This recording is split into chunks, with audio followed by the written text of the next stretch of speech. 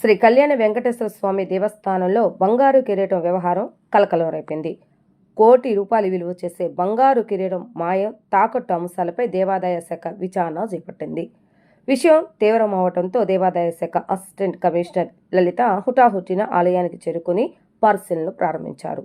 ఆలయంలో అర్చకులతో సమావేశమైన ఏసీ లలిత కిరీట వ్యవహారానికి సంబంధించిన పూర్తి వివరాలను సేకరించారు.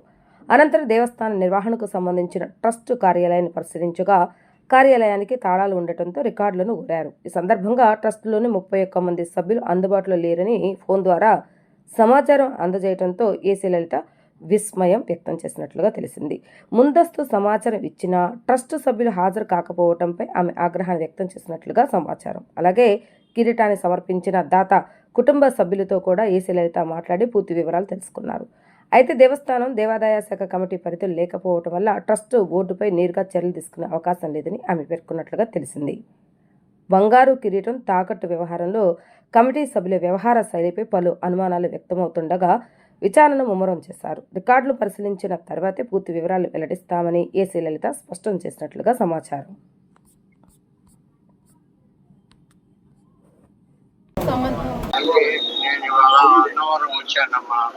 అంటే మొత్తం నాకు ఈ టెంపుల్ కి సంబంధించిన రికార్డ్స్ అవి అన్ని కావాలండి. అంటే ఒక ఇష్యూ జరిగింది, అదే దాన్ని నాకు అవైలబుల్ గా నాకు ప్రొడ్యూస్ చేయడానికి ఎవరైతే మీరు ఇవ్వగలరో, ఎవరికైతే ఇవ్వగలరో వాళ్ళ కొంచెం ఆ రికార్డ్స్ అన్ని నాకు ఇచ్చేలాగా, అంటే నేను వెరిఫై చేసుకుని మళ్ళీ వెంటనే మీకు ఇచ్చేస్తాను. వెరిఫికేషన్ కోసం మాకు సపోర్ట్ చేయండి కొంచెం. జస్ట్ ఇది ప్రిలిమినరీ ఎంక్వైరీ అండి. ప్రిలిమినరీ ఎంక్వైరీ చేసుకుని రిపోర్ట్ తయారు చేసుకుని వెళ్ళిపోతాను నేను. జస్ట్ మీ ఇన్స్టిట్యూషన్ ఏంటి, దానికి సంబంధించిన రికార్డ్స్ మొత్తం కావాలి నాకు.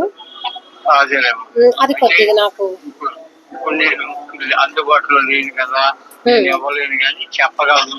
మీకు అందుబాటులో ఉన్నాయి కానీ నేను చెప్పగలను. అంటే ఇది రికార్డు కావాలండి నాకు. అంటే ఇదేమైనా పబ్లికేషన్ జరిగిందా లేదా ఏంటి అనేది టోటల్ రికార్డు. మేము ఇప్పుడు 83 నుంచి 5 ఏళ్ళు 88 వరకు మేము మెయింటైన్ చేసామమ్మా. మెయింటైన్ చేసి మేము ఇక ఈ పాలక వర్గానికి ఇచ్చాము, అప్పచెప్పాము. ఓకే అండి.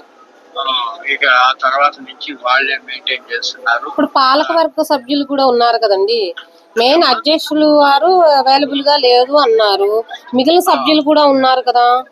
అవును, ఉన్నారు. వాళ్ళు ఎవరైనా మనకి అవైలబుల్ గా ఉంటారండి? వాళ్ళ మీద వారెంట్ ఇష్యూ అయినట్టు తెలిసిందమ్మా, అందుకని వాళ్ళ దొరకపోవచ్చు.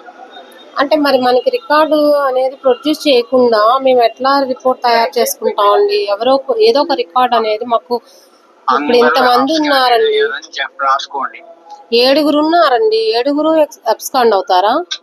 మరి అంతే, వాళ్ళందరి మీద ఆలయ కమిటీ మీద ఇష్యూ అయింది వారెంట్. వాళ్ళు దొరకరు. ఇప్పుడు వాళ్ళు పట్టుకునే వేటలో పోలీసులు ఉంటారు. ఓకే. అందుకని కార్యవర్గం ఎవరు లేరా అండి? కార్యవర్గం కూడా ఎవరు లేరా అండి అవైలబుల్ గా? కార్యవర్గం పాలకవర్గం లిస్టు మా అబ్బాయి ఇచ్చారండి, నా చేతిలో ఉంది. ఆ లిస్ట్ ని చూసే నేను చెప్తున్నాను.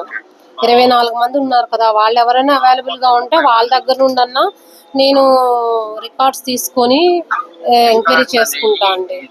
రికార్డ్స్ అనేది మోహన్ రావు, పేర్ల సుబ్బారావు వాళ్ళ దగ్గరే ఉంటాయి.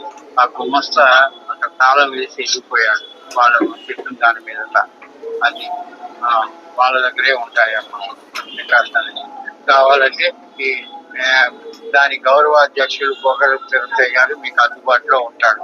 ఆ పక్కనే గుళ్ళో నాకు తెలిసి వాళ్ళు వస్తాడు. ఆ కార్యక్రమం ఉంది, ద్వైస్తంభం సంరక్షణ.